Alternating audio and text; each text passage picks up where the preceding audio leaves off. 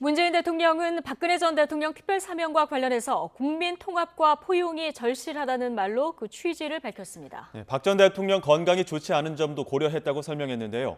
구체적인 사면 배경과 취지, 청와대 취재기자 연결해 알아보겠습니다. 나연수 기자. 네, 청와대입니다. 네, 특별사면 결정에 대한 문재인 대통령의 메시지가 나왔죠.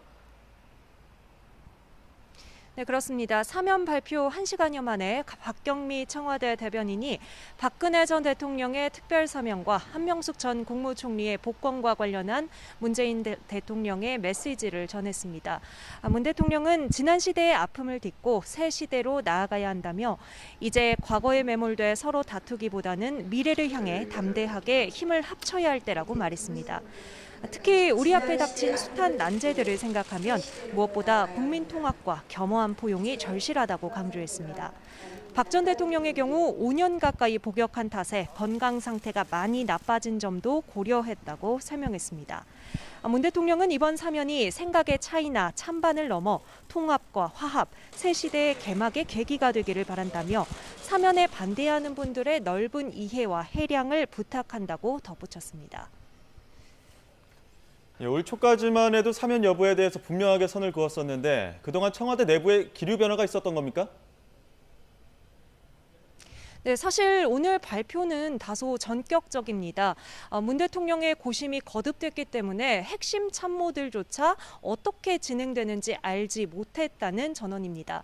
오늘 기자들을 만나서 기자들 질문에 응답한 청와대 핵심 고위 관계자조차 사면 결정을 가장 최근에 알았다 이렇게 말할 정도였는데요.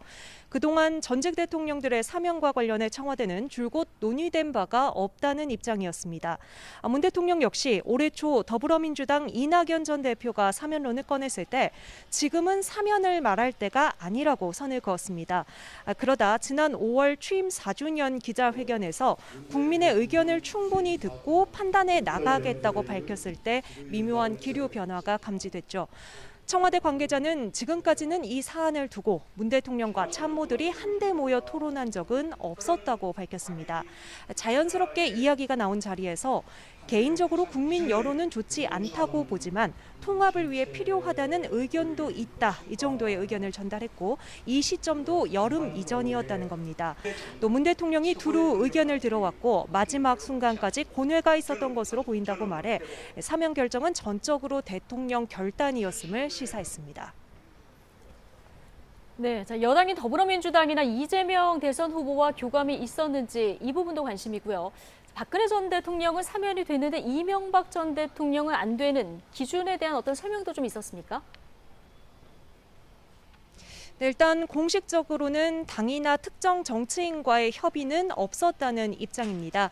정치인들과 소통할 기회가 많은 참모도 정치에 관해서는 엄정 중립이라는 대원칙 아래 최근에는 만남 자체를 자제해왔다는 것이고요.